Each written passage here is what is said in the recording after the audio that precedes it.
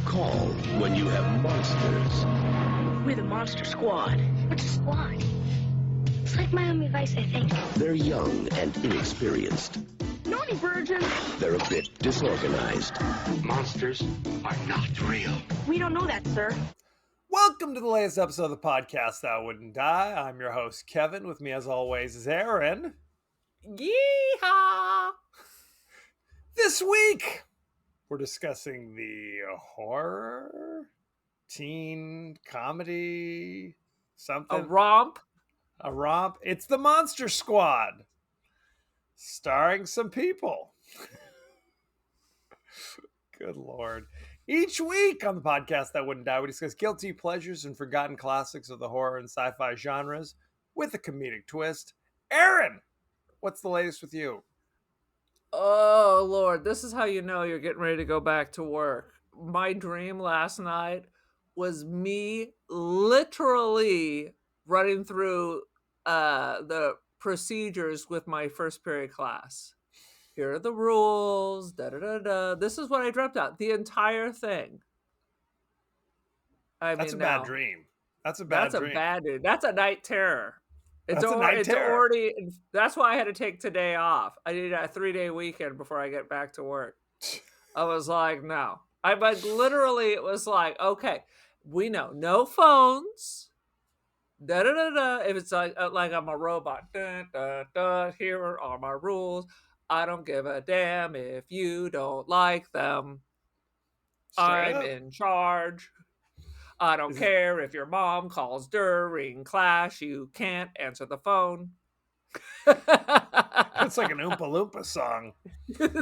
Maybe that'll help it stick. Because by the end of the year, there were still 3 rebels where I'm like, do we got to go over this again? Okay. Oh, yeah. You're going to be fighting the phone battle for the rest of your life, basically. The dawn of time, yes. Till the dawn of time. No question, it's an addiction. It's an addiction. Dude. Well, as someone who's addicted to TikTok, I can relate. You understand. What's funny is I was kind of weaning myself off X. I thought X was kind of boring and lousy because I was always on the following. Because I figured those are the people that I follow. And the people I'm like, well, this is kind of boring. Lately, I've been clicking over to For You. And I'm much more interested. And I don't know why. I don't know why. Because now Mr. Musk has had time to deeply analyze your psyche. So slowly you're going to get radicalized. And next thing you know, you will be threatening Taylor Swift. So it's correct. One step at a time. I've been feeling that way for a little while now about Taylor Swift. It's soft partnering. And then before you knew it, that was it. Boom. They got ISIS. The hooks in you and you're screwed. First X, then ISIS. Then ISIS, 100%. I'm gonna go to Iraq to carry on the fight. Is that what it is? You know what? Somebody else has to radicalize me because that's too fucking hot. I already live in a hot place. I don't want to go a hotter place. No. Maybe Iceland can radicalize me, or one of the Swedish countries. ISIS land. The Iceland, not Ice-Island. Aaron, give us your 30-second synopsis on the Monster Squad, for God's sakes. At first, I thought it was going to be like Mad Monster Party, you know, a Rankin Bass classic. In case you're too old, it's the people who brought us Rudolph. Also did a live action for Halloween with a bunch of old celebrities. You know, Phyllis Diller is the bride of the monster. Peter Lorre is in it. Boris Karloff. Everybody, all the old stars playing their monster roles. And then I'm like, no. This is kind of like a Goonies ripoff. You know, there's no real, they're going to lose their houses, but it's kind of like a Goonies adventure nonsense. And then it took a turn where we have the Holocaust survivors, and he knows what real monsters are. So this is one of those never forget, where the monsters, with the exception of Frankenstein, are really Nazis, come to terrorize, to the point the Nazi monsters actually firebomb the Holocaust survivors' house. That's not, So none of this that is happened, a Aaron. parable on anti-Semitism. That's not what happened at all. By That the way, is but what okay. happened. Okay. All I can tell you, the ending made no sense because they killed 90% of the monsters. So what was the point of having to open the vortex to take out the trash? Right. That's a good question. I mean, who And gets why does sent the back there? vortex look like one of those laserium things that you would use at one of your little house disco parties with lights flashing everywhere? Your house disco parties, as one does. As one No does. question. Had you ever seen or heard of this movie before? Dude, I was like in college when this came out. There was no way in hell I was going to see this. But had you heard of it? No. You hadn't even heard of it. I saw this movie in the theater. Comic? No. Maybe I was saw thinking- this in the theater, and I was about these kids' age. Like, they were basically, whereas the Goonies, I enjoyed the Goonies as a child. I knew they were all about 5 years older than me, Right. at that time. Right. Whereas with the Monster Squad, they were all about my age, with the exception of Rudy, who I guess is supposed to be middle school, and the other guys are supposed to be elementary school. It's hard to judge because he pulls up in his Schwinn. Go ahead. It is the Goonies. There's a chunk. Instead of John Matuzak, there's Frankenstein's monster. Yep. You just needed the old woman and the brothers helping out, and Fratellis. it's the Goonies. It is Right. the Goonies, and they're Well, they- racist because they don't have like an Asian kid. They do not. And their version of Chunk was just called Fat Kid for like 90% of the movie. They're like, hey, Fat Kid. His friends, his enemies, They're everyone like, calls we can't top Chunk. We'll just call him Fatso. Basically, that's what they called him. Ridiculous. These are their friends. It was. He totally had like crazy, like a garlic pizza in his backpack that he lovingly put on the face of Dracula. What the? Well, and not hell is this established. mess? It wasn't like they there's a scene with him sitting at the Shakey's or something, eating a piece of pizza, and then shoves a piece in his back pocket. They're just fighting Dracula, and the dude just unrolls some old food from God knows when, and just rubs it on Dracula's face. So who the hell knows? Lovingly. Lovingly. Yeah. Now, For sure, Dracula was an anti-Semite. that may be Yeah, subtext. Yes. Well, what's interesting about this movie is I believe this was a Universal film, which means they had the rights To to the the Universal monsters. Monsters. Right. So that was kind of, and this was like literally the first thing that the Universal had done with these monsters since the heyday, Mhm. frankly. So that's something. Why don't we just jump right in to the highlights? Oh, Do I you wanna thought we start? had. I mean, I'm digging the clothes. It's pure 80s. Oh, This yeah. is This like guy was real wearing 80s. like a town and country like surf shirt and some kind of crazy Zuba pants, like shorts, and they were ready. Yeah, they were ready. One thing about this movie that I realized looking back, and this is no offense to any of the actors, what I like it is when you watch a movie with young actors and you're like, oh, hey, there's River Phoenix. There's a young Ethan Hawke in this one. Or there's a young Corey Feldman. This one, none of these guys went on to do anything. This was the All right, there was one dude lay it who on me. I saw his junk, and it was disturbing. You don't want to see young kids' junk, and I saw more than I needed to What see. are you talking about? He went in. Oh my god. There was a whole close up on his package at one point, and I saw what was lurking there, and it disturbed me. And it was the dude. What was he from? The Wonder Years or something? The older brother? Was he the older brother in the Wonder Years? Oh, okay, yes. The bully who's in two scenes was Kevin Arnold's older brother in the Wonder Years. And you say you saw his package? What are you talking about?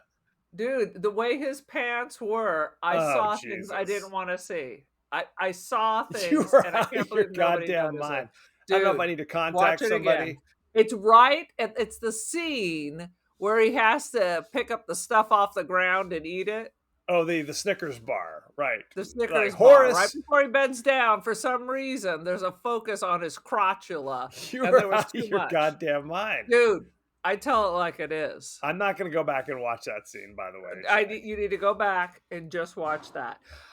Quite frankly, I really didn't like this movie. I thought it was boring. So I just wrote down like random shit and random Okay. sayings. Fair enough. One kid had a Stephen King Rules shirt, He which did. is correct. He sure did. Then there was a quote, "I smell like the 40s." That's what. Yes. Okay. The scene was they're being chastised by their principal for screwing around in science class. Drawing By the way, pictures. I didn't even write this down, but there was like in the first 10 minutes of this movie, there are about 15 gay slurs that they call each other. You're a homo, you're a fag, like just dropping it on each other. Do you see how he Yeah. touched you? You know, because he rubbed my shoulders. He's clearly a just rub homo. and- everybody's a homo and a pedo because it was the 80s and that was a very popular thing. In the midst that of was the AIDS acceptable. crisis, it's important in an 80s movie to have about 900 gay slurs.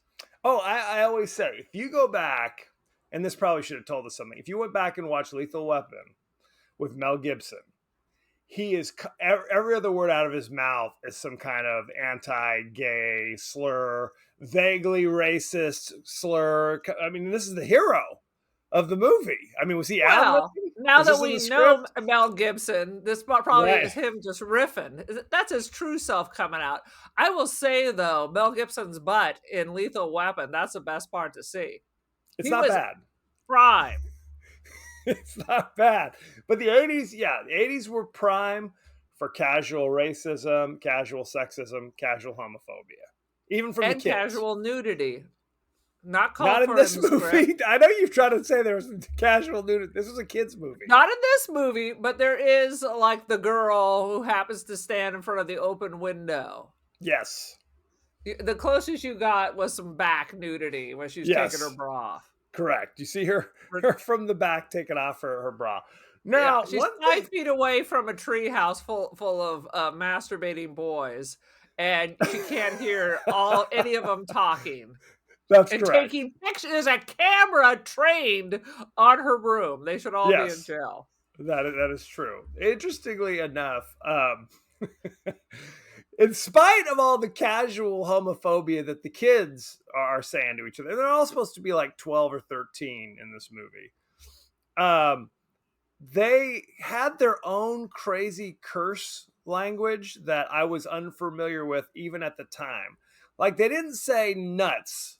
They didn't say like kick him in the nuts. They say kick him in the nards, which at the time or even now I've never heard that word used in that way. It's maybe And an East Coast thing because they use it in The Office. Nard dog. well, because his name was Andy Bernard, that's why he was called the Nard Dog. Trust me. And you think it was a That's direct not why connection. they called them that. And instead of saying dick, they would say dork. So, like, Maybe they're trying to keep the ratings that's down. that's what I wondered. Like, the one kid says shit once and then corrects himself. Sorry, mom, sorry. And the rest, it's all dork and nards for the rest of the movie. Like, at one point, they're trying to figure out if the older sister's a virgin. And the Rudy, the advanced middle schooler, says, "Have you ever been dorked?" Which I don't think that's a thing. I would literally look at somebody and go, "What? Right. What are you talking about?" Nobody says that. It seemed like, again, the script was written by Shane Black, or co-written by Shane Black, who did the Lethal Weapon movies, where every other word is the MFs and this and that and the other thing. It had So- to be they wanted kids to go see this. Right. They were trying to keep a PG rating or something. So they were like coming up with their own crazy swear language. I don't know what it is. It's very As a strange. mother, I did come up also with my own swear language. What? I'd Give me call, some instead of calling examples. people jackasses, I would call them a flapjack. I'd come up with code so I could freely curse, but I Well, knew what it jackass meant. is not a curse, by the way. But I didn't want my kids calling people jackass. This is part of like when I'm driving in the car and I have road rage. I'm like, look at that flapjack. Flapjack. I might steal that. I'm not gonna lie. We haven't even talked about what this GD movie's about. Essentially, Van There- Helsing. right, 100 years ago, Van Helsing and the gang went into Dracula's castle. And there's an amulet that, if you recite some German shit to it, opens up a portal to limbo, which presumably sucks in all the bad guys, but seemingly it sucks in anybody. Doesn't matter. Whoever's in the room is getting sucked into the thing. Dude, limbo is where the unbaptized babies go. So it's a sphere with unbaptized babies who died Correct. and monsters from Yes. Universal's pantheon Correct. are all hanging out together. Yes. That's How they did it. That's how it was written. But they say that even though Van Helsing and the poor virgin girl, because a virgin girl has to be the one to recite the words, evidently, even though they succeed in opening up the portal at the beginning of the movie, the only people who seem to get sucked in are the virgin girl and I guess later Van Helsing. So they failed. I don't. It's a question. Yeah, because he's still fighting with like some kind of poltergeist skeleton coming out of the ground. Shouldn't you have yanked him out and sent him? It makes no sense. So now, Yeah. modern day, for some reason, that special amulet is now in this small town, which I can't tell where this small town is supposed to be because all the cops wear like cowboy hats, like it's the Dukes of Hazzard. So is this the Deep South? But his dad has an accent like he's from Detroit, so I don't know what the story is or where this story takes place. Now It's a his mystery. dad is famous. His dad has been in 1,000 things back in the day. He's been in a few things, and interestingly enough, the actor's name is Stephen Macht. His son is like the main actor on that show Suits on the USA Network, Gabriel Macht. That may I mean never something saw to that. you. It may mean they look nothing alike. That sounds but- a show your wife watches, correct? No, like Caleb and the gang all watch Suits for some reason. I can't All explain. right. Can't All right. explain it.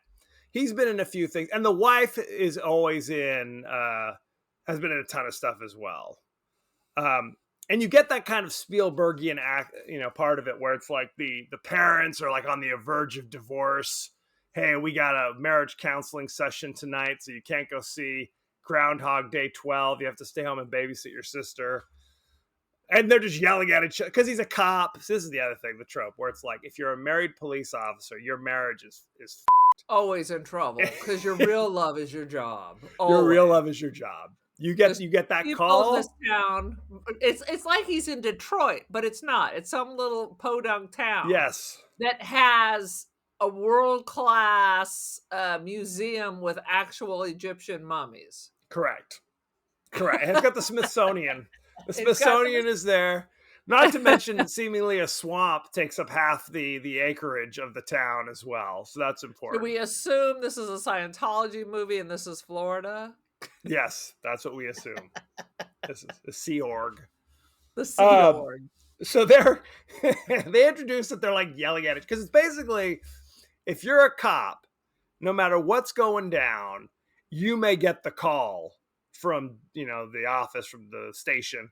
Hey, there's been some horrible murders. You need to drop everything and get down here. And you have to just tell your wife, sorry, honey, I know it's our anniversary, but I'm deuces because I gotta go. I know that solve you're this pushing crime. the baby out and it's only one more push, but I gotta go. So I gotta go. My experience from watching years of Law and Order is he must be a detective.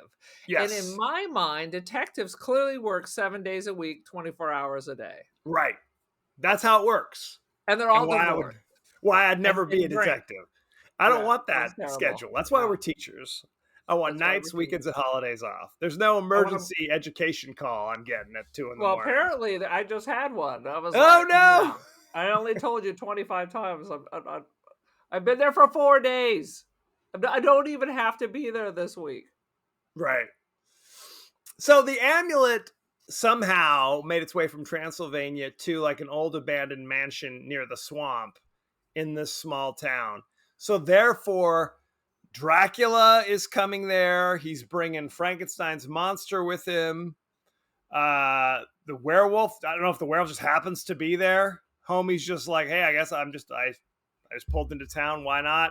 The Gill Man, because they call him the creature or the Gill Man. They don't call him the creature from the Black Lagoon. He swims into town. It The should mummy. It should have been that frickin' sea creature from what was it? The Shape of Shape Water. of I almost Water. said like water for chocolate. Like The what? Shape That- of Water. that And would've it's been a different just as movie. attractive as The Shape of Water. Correct. And No like you one's looking said, at the creature going, I want a piece of that. that is the craziest shit. Where it's literally that. I hated that. Guillermo del Toro is just like, hey, I want to do my version of A Creature of the Black Lagoon, but there's got to be some weird bestiality sex in there involved. I got to have the whole thing. 100%. Got to To have me, it. it's no different whether this was a thing about her dating her German Shepherd. It's super creepy. It's creepy. Like something out of Penthouse Forum. Come on. I mean, it's not like he's a handsome merman or something. He's like scaled. He looks like the Creature of the Black Lagoon. There's no. He acts like a creature. Yes. He's not acting like a human. No. He's acting like a monster from the depths. Fuck yeah. So it might as well be her sleeping with a German Shepherd that like pulled her from a burning fire. Now we got to get busy. Now I love you. Right. 100%. Now I love you, even though we can't communicate. Oh, We can't. I feel ill. I feel ill thinking about it. As you should. And as we established, the Smithsonian has the Egyptology exhibit that same weekend as well. So of course there's a mummy rolling around. And I have to say, I did not like the portrayal of the mummy in this movie, because the mummy looked like it weighed about 80 pounds, was about 5'3", like who's scaring? This isn't scaring anybody. What are we doing here? This is not scary. This is not, for sure, not Boris Karloff.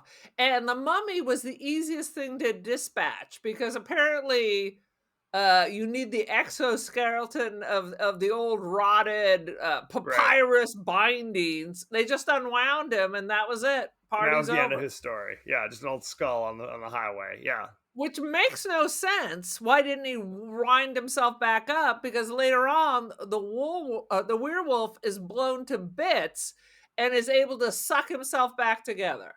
Well, because they establish you can only kill a werewolf with the silver bullet. If you don't have the silver bullet, then it doesn't matter. They have accents and of power quite frankly, the werewolf is a ripoff because he was like a regular guy. Why didn't they just Yes. cure him? Well, They how do you should've put cure him him? in a Though? cage like the cat people, or like that other movie where it's like how they used to put the women when they menstruate into their own separate tent. They could just put the werewolf into a cage during his special time. Rewind that a little bit. What are you talking about? Menstruating In women? some in a- societies, it all kind of goes with the cycle of the moon and all that. In So some it's the same thing. societies, when women menstruate, they have to leave the marital bed, and back in the old days, they'd go to a separate tent or a separate room. And So what with the society? werewolf, Which societies? well, People I are think saying. People are saying. it's happening right now in some Sharia of law. our- Is that what you're saying? No, but it's more like our very conservative Jewish friends. Interesting. Okay. I'm not gonna But touch it. anyway, it should not be news to you. This had been going on for 1,000 years. Fair So enough. you could do the same thing with a werewolf when it's his magical time of the month. You just put him in a cage, let him Well, and bounce that's- off the there's walls. He's introduced ranting and raving at the police station, Right. saying, "Please Help, lock help." me up. Please lock him up." And it seems like they're trying to, but then he starts fighting them for some reason. The first time you punch a cop, I guarantee you're going in the cell. You know what I'm saying? At that point, Exactly. Not in this town. no. So very upsetting. Like we said, is it Detroit? Is it Mayberry? It's unclear. Unclear. So Dracula's there to get the amulet because on this night they can cast the spell to open up the hole to limbo. But on this night, it's also vulnerable to be destroyed by Right. Dracula. So that's what it's all about. Now, the protagonists, like you said, are the Goonies. They have the Monster Club, which Right. is like 3 guys who are like 12 or 13. And that's, I don't even remember their names. I just remember one dude was called Fat Kid or Horace half the time. Yeah. I don't know if that's better or worse. Then there is a little kid named Eugene who looks like he's about 5 or something, who also hangs out with them in the Monster Club, but doesn't seem to say anything. He's just kind of hanging out. Why are they hanging out with him? Who the hell knows?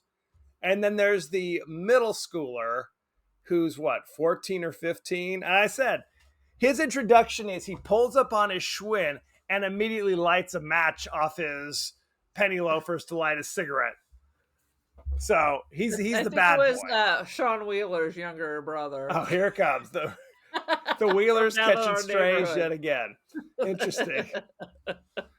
And Rudy, who's the older kid, evidently only joins the Monster Club because their clubhouse on the edge of the swamp, he can look out the window with the binoculars and see one of their sisters basically disrobing in the window daily, on a daily basis. So that's why he wants to join the club. Maybe that's why they meet at that time. Maybe.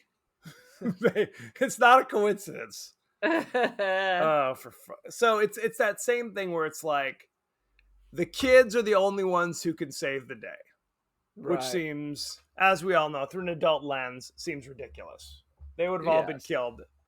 Well, there's the scene where they break into the house. It's Horace and Eugene, the little kid, and his dog Pete, and the main guy whose name I cannot remember. And they're Why did you cornered even on 3 bother? sides. You have Dracula, you have the werewolf, and you have like the brides of Dracula coming at them. They would have all been dead. That would have been the end of the movie.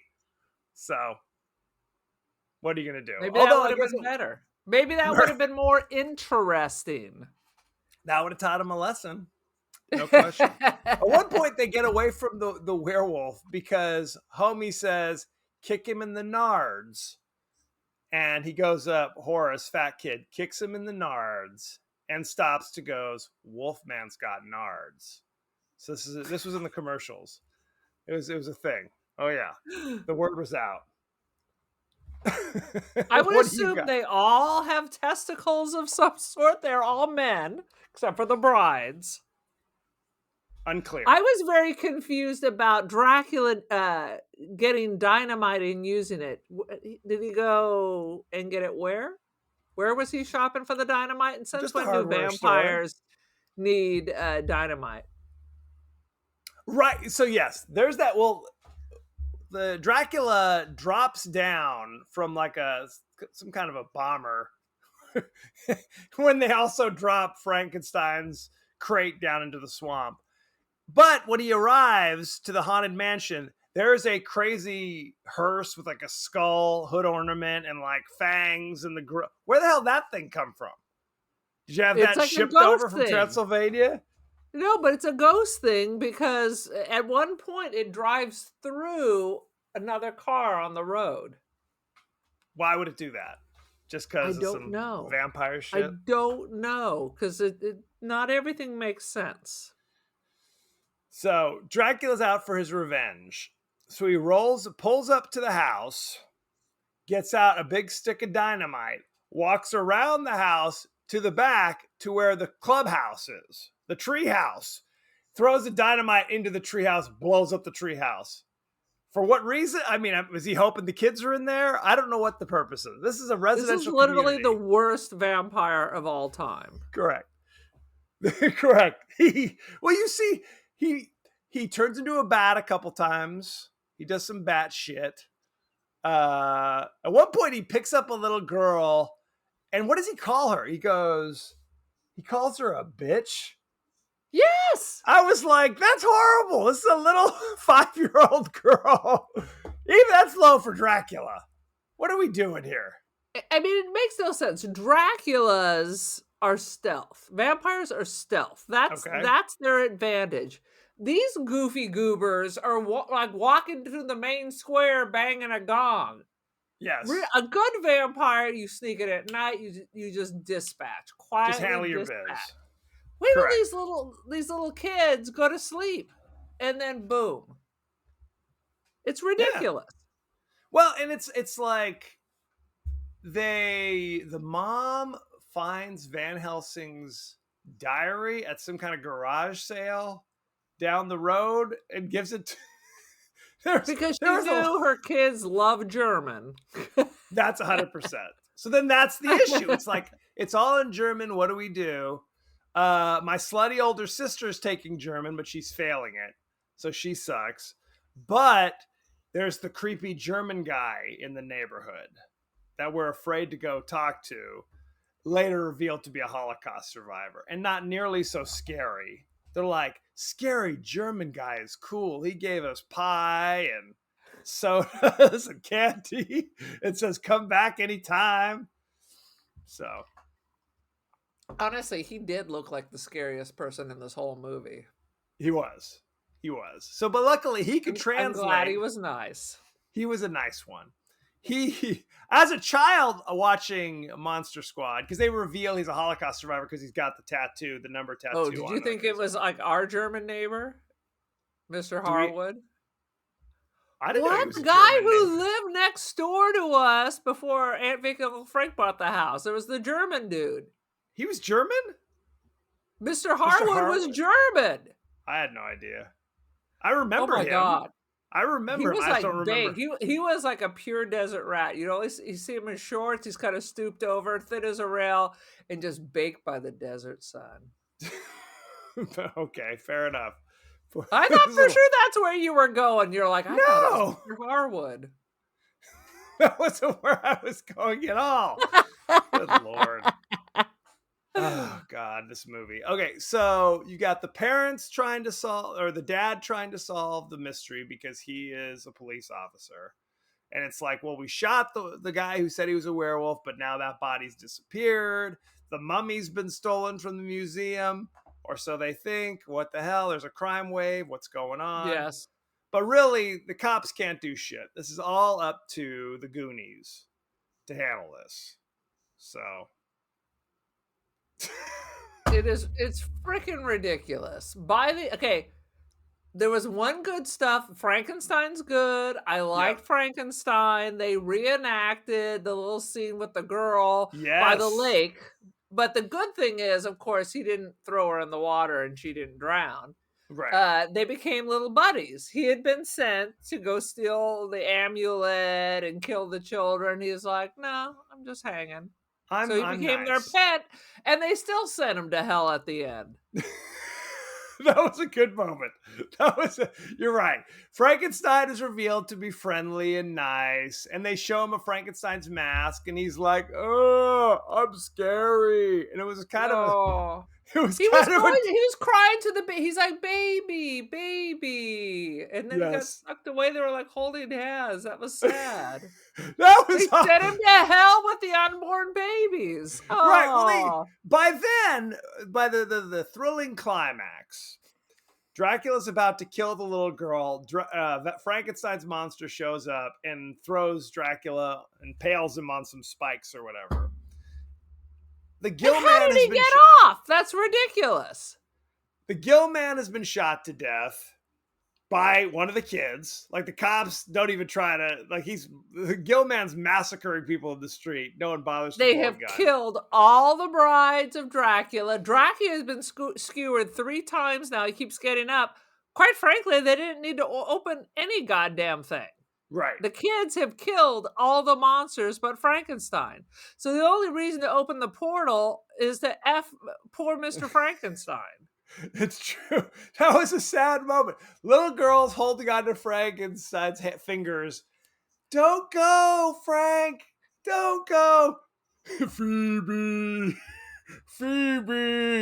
Oh, is that what he was saying? I thought he was Yes. saying baby. Baby, baby. Baby. He gets right. Baby. It should have been a sloth-like situation where little Yes. Where Phoebe now goes, Frankenstein lives with the family and they take care of him. which is, I have to say, that's the funniest shit. If you go back to Goonies, imagine your child comes up and says, "Yes, there's a crazy deformed mutant. He will be living with us." I would say, "No, he's not. I don't give a damn where he go." 6'5", about 320, Yeah, with gonna be one living eye above on the his garage. forehead and one eye by his mouth, and he's gonna live with us now. The answer to that is no, he's not, Chunk. And frankly, you can go with him if you prefer. But that would have been a fun little, like, mid-credit scene where it's revealed that Frankenstein lives in the garage or some shit. Like he didn't get sucked off to limbo for no reason. So Yeah, this is a terrible movie. I'm sure terrible. I'm sure little kids thought this was all great, but looking at it as an adult, I was like, "What?" I was just waiting for the commercials so I could go on TikTok. Because where did you watch it? Tubi or something? It said it was on Showtime, so I went on to my Paramount Plus, which is also my Showtime, and it didn't come up, so I had to watch it on, Freevee or F off or whatever it is with commercials. Like I said, I saw this movie in the theaters in 1987, and then I swear to God, I had not seen it for another 25 years. Easy. I think I'd seen it once a couple years ago. And you thought, this is great. This is great. I don't think it's great because it is very much. I was talking to Becky's stepdad, Craig, and he talks about how he kind of missed Goonies. Like Goonies was targeted for a certain age, and if you were just a little bit too old, you're like, I'm not seeing this movie. You know what I mean? It's like The Sandlot for me. When The Sandlot came out in the 90s, I was too old to give a shit about going to go see a bunch of. But now that you're a teacher, you've seen it 45 times. I've seen it 40 times since becoming a teacher. But that's so in a way, that's kind of what Monster Squad is. It's meant to be like, you're of a certain age, you're a middle school kid or whatever. Here are our kids about your age doing their thing. You know what I'm saying? And if you're a little bit too old or a little bit too young, you kind of miss it. But people like really love the Monster Squad. People because consider they saw it it when they were little. Right. During the 90s, my kids love Double Double, Boil in Trouble with the Olsen twins. I'm sure if I were to look back now, they also loved all the Vern movies. Hey, Vern. Right. Ernest Goes to Camp or whatever the hell. Ernest Goes to Effing Hell. Ernest Goes to Camp. Ernest Jail. Whatever. All that stuff.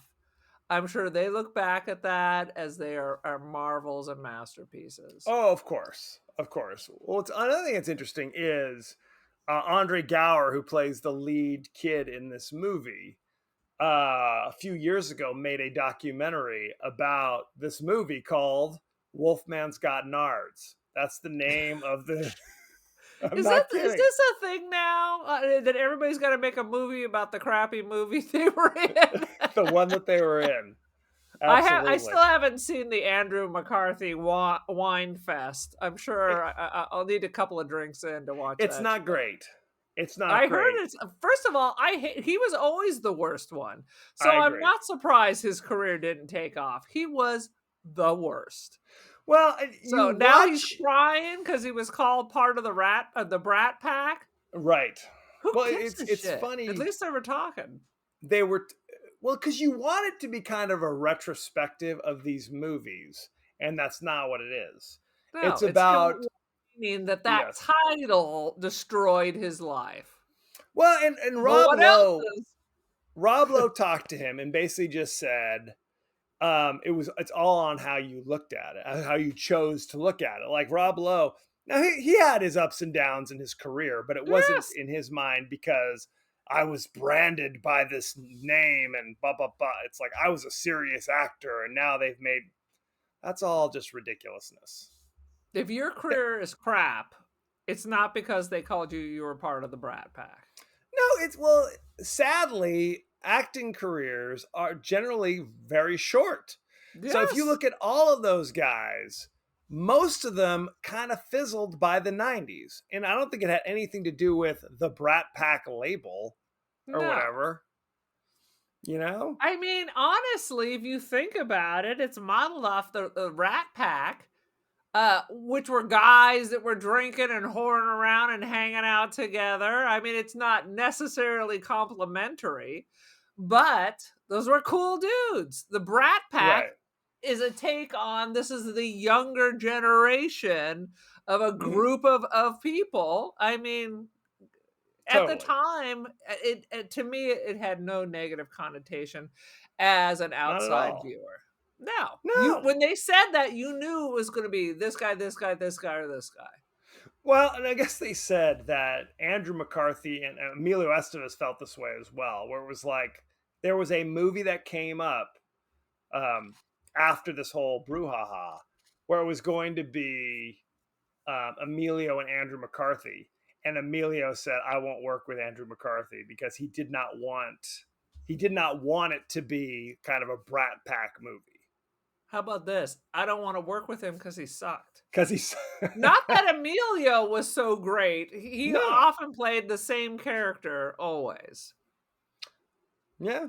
I mean, But I mean, he managed It's all it. I mean, he's got pull. His family has pull, and they're managed to finagle it. But if I were him, I wouldn't want to work with Andrew McCarthy. I just never thought he was any good.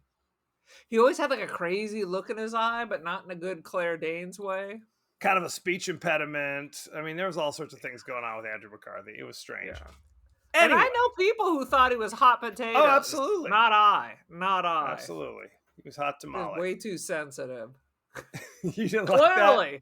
Clearly way too sensitive. I always laugh at the fact that in Pretty in Pink, Molly Ringwald was supposed to end up with Ducky. That's how he'd written this. John Hughes had written the script. Now, keep in mind, the Ducky character was the John Hughes surrogate. Like Right. he always saw himself as Anthony Michael Hall, the nerdy Right. character in every movie was John Hughes. Okay. So he wrote Pretty in Pink that she ends up with him, essentially. And so why did that audiences- not happen? Because she audiences said, hated it. hell no.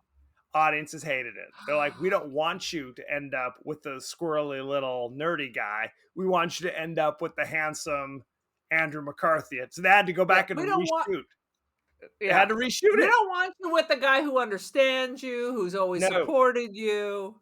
No, the ladies who go see this movie, teen girls, were like, no, do not end up with John Cryer, end up with Andrew McCarthy.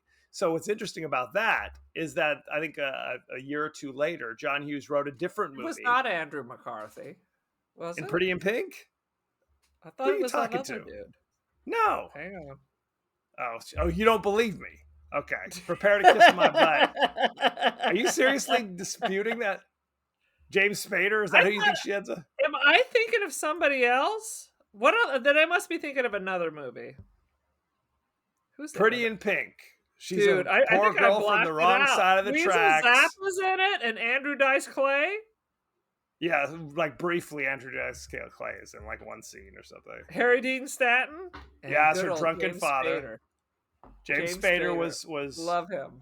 Andrew McCarthy's rich asshole buddy. Because again, John Hughes movies, we're talking about this for 20 minutes. John Hughes movies were strongly about class.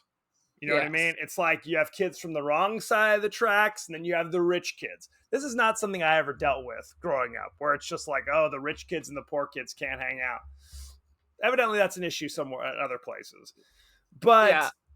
so, but the end of the movie, they said, no, you can't end up with John Cryer, Little Crazy Ducky. You got to end up with Blaine, the Andrew McCarthy character. So they had to And do see, I mean, reshoots. what a pussy name is that? But interesting postscript. A couple years later, John Hughes wrote a new movie called Some Kind of Wonderful, where Yes. he basically took Pretty in Pink and gender swapped all the roles. So now the artistic kid from the wrong side of the tracks is Eric Stoltz, who's got a squirrely little friend played by Mary Stuart Masterson playing the Ducky part. And then there's Leah Thompson, who he's in love with. But by the end of the movie, he realizes that he doesn't want to be with Leah Thompson. He wants to be with his squirrely little friend, Mary Stuart Masterson. And people didn't complain because it's okay for the squirrely girl to end up with the main guy, then the squirrely little squirrely guy end up with the... Or maybe it was just John Cryer. Poor John Maybe Cryer. he was just a little bit more attractive. John Cryer is still doing it, though. 2.5 Men for 15 That's seasons. the worst fucking show. I don't even know. Whatever. Are you saying you watch that show? No, I don't watch network sitcoms for some reason. I haven't in 100 years since like I Friends. had friends who told me, and I questioned their intelligence. Their sanity. At least in my mind, I'm like, you must be so stupid. I didn't watch 2.5 Men. I didn't watch No. Big Bang Theory. I didn't watch. Oh, How I Met did Your watch Mother. Big Bang. I just don't How I watch. Met Your Mother. I don't watch network sitcoms. Everything I watch is like Netflix or Hulu or those kind of things. So. Big Bang was the jam for a long time. That was like Very the only, popular. Like, yeah. But then I am absolutely sick of it. But then they came out with Young Sheldon, which was better than Big Bang. That's what they say. And now That's a good over. show too. But I don't Yeah. watch any of those shows. Such is life. I'm Any sad last for you. thoughts on the Monster Squad, by the way? Oh, jeez Louise. I'm trying to go through my notes. Groundhog Day 12, I literally thought they referred to the Bill Murray movie. Right. Because that was their joking. It just repeats through 12 episodes. But then it was clearly a slasher film. Do you like the power went out? So next to the 5-year-old, I put a giant burning candle 1 inch from Yes. her head. And That's now I'm gonna important. go out. A while you kerosene burn down lamp. Yes. The effing house. And that's it. I like one scene that kind of made me laugh. Like the child in me laughed. Is there a scene where little Eugene writes in crayon a letter to the army? Dear army guys, come quick. There are monsters. And at the very end, after they've dispatched all the monsters, the army rolls in and says, "Where's Yeah. Eugene?" I thought that was kind of cute. That But was anyway, cute. that's neither here nor there. Should we go behind the scenes? Go. Go! According to director Fred Decker, Shane Black's first draft of the screenplay was so huge that the opening of the film featured Van Helsing accompanied by zeppelins and hundreds of men on horseback storming Dracula's castle. Decker stated that this sequence would have cost more than the final budget of the film. So he said, Okay. no. Okay. I think we could have done without any of the Van Helsing and just have creatures show up in a town. How about that? Sounds good. Why not? The scene where Dracula lifts Phoebe up and she screams was done in one take. Duncan Rieger, who played Dracula, wouldn't wear his red contacts or fangs around the 5-year-old Ashley Bank because it scared her too much. For the Aw. scene, director Fred Decker just told Ashley to scream once the platform raised her. So there you go. That's nice. So he doesn't yell, "You bitch," right to a little girl's face. So that's something. He says, "You little whore." You dirty whore. Liam Neeson was paid for a bit part that was never shot. Poor Liam Neeson. Let's see. There are 2 versions of Michael Sembello's end credit song. In some versions, dating back to VHS release days, there's a lyric referring to the Gill Man swimming in the pool. As of 2007, this has simply been replaced with The Creature from the Black Lagoon because there's no scene where the Gill Man is swimming in a pool. So That's what they important. focused on. Yeah, that's great. That's that's very important. Has the same line, "Dead guys do not get up and walk away by themselves" line, followed by a shot of a dead guy walking down the street, as Night of the Creeps, which was also written and directed by Fred Decker. So he did Night of the Creeps and then did the Monster Squad. I will say Night of the Creeps is better. I don't disagree with you. There you go. Dustin Diamond, otherwise known as Screech from Yes. he had a small role as a kid who tries to trade baseball cards with the boys, but this was later cut. Very sad. So anyone we know anything about is eventually just cut out. It's eventually Part cut of out. The finesse. That's correct. Mary Ellen Trainor, who plays the mother of the lead siblings, also plays a mother of lead sibling children in The Goonies. So she's the mother in both those movies. Mm-hmm. And this movie came out 6 months after another movie written by Shane Black, Lethal Weapon. Boom. I would say a more successful film. So, some would argue. Let's see. Anything else? I don't think there's anything else here. Sean wears a shirt in the beginning of the film that says Stephen King's Rules. Stephen Mocked, Sean's father in this film, stars 3 years later in The Graveyard Shift, written by Stephen King. So there you go. The police officer father in this movie is the evil shop foreman in Graveyard Shift. Remember we did that about the giant rats? Oh, God, that was so terrible. There you go. He had a horrible Maine accent in that one, if I'm remembering correctly. Let's talk about the cast and crew, shall we? We shall. Fred Decker was the director and one of the writers. You know him from The Monster Squad, Night of the Creeps, RoboCop 3 in 1993, and The Predator in 2018. He wrote a lot of stuff, directed a few things. We talked about Shane Black was one of the writers as well. They were buddies who've worked on a million different things together. You know him. He actually was an actor in the movie Predator with Arnold Schwarzenegger. He wrote and directed The Nice Guys, wrote and directed Kiss Kiss Bang Bang, wrote and directed Iron Man 3, all the Lethal Weapon movies. The list goes on and on. Let's see. Andre Gower played Sean, the main Monster Squad person. You know him from The Monster Squad. He was the writer and director of Wolfman's Got Nards in 2018. I am not watching that. I tried to watch the documentary about, what was it? The Trolls or whatever. Oh, right. Troll 2. And I lost all interest, so. The one you gotta watch, I think it's called like The Island of Lost Souls, about the documentary about the island of Dr. Moreau. That is amazing. Maybe we should put that on our list. Add it to the list. Let's see. He was in 4 episodes of the show Fathers and Sons in 1986. I'm sure you know it. He was in 24 episodes of Mr. President from 87 to 88. You remember that one, don't you? I don't even know any of this shit.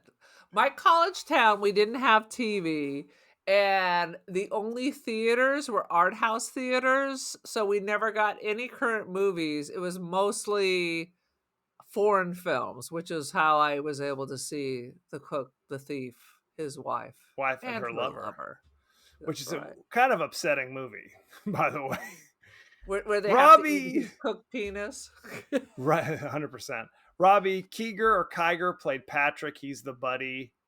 You know him from The Monster Squad. He was Job in Children of the Corn in 1984. He was in 35 episodes of Crazy Like a Fox from 84 to 86. And he was in Table for Five in 1983. You familiar with these shows? No. Steve. Wait, Table for Five, was that like a CW nonsense or something? No, CW didn't even exist at the time. Oh, okay. Stephen Mocked played Del, Sean's dad. You know him for The Monster Squad in 1987, Graveyard Shift in 1990, Raid on Entebbe in 1976, and Amityville 1992. It's About Time in 1992. It's about time. It's about time. It's about space. Let's see. Tom Noonan played Frankenstein's monster. He's actually been in a ton of stuff. He was in Schenectady, New York in 2008. He was in RoboCop 2 in 1990, The House of the Devil in 2009, Manhunter in 1986. Oh, I think I saw Manhunter. That was the first movie about Hannibal Lecter. Yeah. Let's see. John, I always mess up his name. John Grise played Desperate Man, or the Wolf Man, as he is in the movie. Desperate. He looked really familiar. He's been in a ton of stuff. He was Uncle Rico in Napoleon Dynamite in 2004. Oh, yes. I have a perfect vision of him. I have a perfect vision. A million Of things. He was course. the van driver in Men in Black in 1997.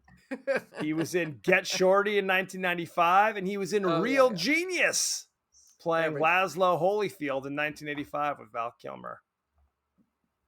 I mean, he's a working actor. He's arguably the most successful actor in this movie. Yeah. He is quite Anybody the else you character want? actor.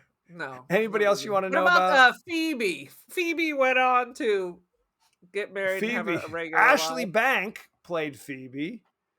You know her from such things as The Monster Squad in 1987. She was in one episode of Frasier in 1994. She was in a movie called The Haunted in 1991. And she produced a short called The Reunion in 2004. There you go. All right, and then she took 20 years off. All right. This is not everything they ever did. Anybody else you want to know about? Oh, not a goddamn one. Not a goddamn one. Let's go to the rating, shall we? Monster Squad. Currently 56% rotten on Rotten Tomatoes. You know what the audience gave it? 48? 78. Told you it's Was like the audience a bunch of 7-year-olds? Yes, as a matter of fact. Let's look at the top critics, shall we? Vincent Canby of the New York Times says, a silly attempt to crossbreed an Our Gang comedy with a classic horror film, which usually means that both genres have reached the end of the line. Oh. There's no way that this is anything close to Our Gang. It's just like Our Gang. What are you talking about? Yeah. Buckwheat and Spanky and Alfalfa. Stymie. No. Stymie. No. Froggy. Kevin Thomas of the Los Angeles Times says, the Monster Squad is such fun. It makes you wish you were a kid again. Then you'd appreciate it. Hard disagree. So, Aaron, what is your rating for the Monster Squad? I say if you're like 6 or 7 years old, then this is knocking it out of the park. Otherwise, as an adult, I refuse to rate it because it's not even on my radar. It's not even. You refuse? You abstain. I abstain. Because it's Interesting. not worth my time. Look, it's definitely a movie where it's like, if you're at that certain age when you see it maybe it makes an indelible impression in your heart, and you're like, well, now this is the finest film ever seen. It's a nostalgia piece. It's either a nostalgia piece for the last half of Gen X, or it's something you could bust out with your crazy kids if they're little. But who knows? Because I've had kindergartners tell me about Saw, so I don't know what parents are doing these days. No, it's definitely like if you were about 10 in 1987 and you saw this movie, it has a little special part in your heart, right? Any other time, you're kind of like, eh. But in all honesty, again, I was probably 12 or 13 when I saw this. And I don't remember being like, oh shit, Monster Squad. That's the one. That's the one I had to tell my friends about. You know what I mean? I remember it being... You might have been too old. I might have been too old. It wasn't scary, right? Not Were scary. You scared? It's kind of a family film. Yeah. Almost. You know what I mean? Maybe you need to dig into this. Maybe the LDS put some money in. We need more family friendly. It's either the Scientologists or LDS coming to get you, according to Aaron. It's fine. It's fine. It's not offensive. It's clearly meant for kind of younger people, so it's It's hard only to get too offensive if you like horror movies. Right. If you're expecting horror, then you will be offended. If you enjoy Absolutely. the Universal monsters, this will be offensive. So This will be offensive. warning, trigger warning. Trigger warning. Absolutely. No, I would say it's about a 2.75 on my That list. seems high. It's Seems not high. it's not bad. I know you're saying it's a piece of shit. It is not a piece of shit. It's just This clearly is meant not for for younger adults. It's This not is for for adults. people who saw it as a child and they have fond memories of it. I say Correct. snap out of it. It's for something if you want to put a creepy peepee on Halloween after your kids are back from trick-or-treating. If they're very young, then throw Or this is on. brain damaged. Right. No, Or brain the damage. issue is this is not the Goonies. This is It's not as good as Slut. the Goonies. No, they're these movies that were kind of iconic depending on the age you were. I think Monster Squad is aspiring to be that, but I don't think they quite get there. So. It seems like a direct-to-video kid movie from back in the day. But it was not. It had feature. That's the most shocking part of the movie. Correct. Exactly. So, any last thoughts? No, I'm going to try to forget this whole movie by the afternoon. By the afternoon. So, thank you very much. Go to all of our pages across social media. We're on TikTok, Instagram, we're on X, Blue Sky, Threads. You can also watch us on YouTube. Don't forget to email us, the podcast that wouldn't die at Gmail. I was sending you a text, so I missed my cue. Oh, good work there. I'll be sure to read it out right now. No, you need to read it right now. It's our review. I forgot to send it to you. Oh, okay. I've totally lost my train of thought. You can also listen to us on Apple Podcasts, Spotify, anywhere the finer podcasts are available. So don't forget to like, share, rate, and review. Won't you? Won't you please? And tell a friend. Aaron, what is your social media situation? I am on the gram. I guess I'm on X and Threads. But mostly I'm on the gram. I am the Cult of Aaron. Join the cult. I am on Artsy and First Dibs, Aaron Doherty. Buy some Polaroid art. Buy some pictures of Kevin and hang them over your dining room. Please do. Aaron, I did not receive a text from you, so I don't know who you text messaged. Oh, I texted it to my son. So that's helpful. Sure. As you know. I'm sure I'll be getting a question mark about that. Now look. As you know, we like to share comments, questions from our friends across the interwebs. Let's take a look, shall we? Shall we? Talking about Maximum Overdrive, our review. Our friend over at the Talk Nerdy to Me show says, brilliant. Boom. Disagree.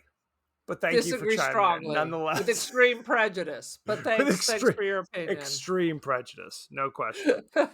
Next week, we're discussing the Stephen King horror classic, the original Children of the Corn, starring Peter Horton and Linda Hamilton before we knew who they were. That's right. And way too many weirdo parents started naming their kids Malachi. I've had so many Malachis and Damians in my years of teaching. And don't tell me they're like biblical, because that ain't why they're naming them that. Yeah, I'm sure they were going for the Children of the Corn motif is what they were going for. Dude, if you meet the parents, count their tattoos. It wasn't because they're Amish. That is true. How can you watch Children of the Corn, you ask? Yes, it is on Prime Video, free with subscription, AMC Plus, Roku with ads, Hoopla is free, Tubi is free with ads, Shudder, Arrow Video, Plex. Yeah, Arrow Video. How many of these free subscription things should I have at this point? I'm not sure how free some of them are, but yes, they exist. So watch Children of the Corn, based upon the 5-page short story by Stephen King. Send in your I favorite love scenes. that short story. I don't know why he didn't go back and flesh that out, because that was like that more was a Children of great- the Corn. Another Did he write a Children of book? the Corn. I'm saying those are No, names but of just potential take sequels. the short story and then kind of, bump it up. Because that What's short the next story. step? Are they still doing the corn Frick, shit? do you think I even remember? I like read that book when I was like in high school or something. Fair enough. Send in your favorite scenes, favorite quotes, comments, and questions, and we may talk about it on the show. So No, we thank you will. very much. Thank you very much. And be well. Be well.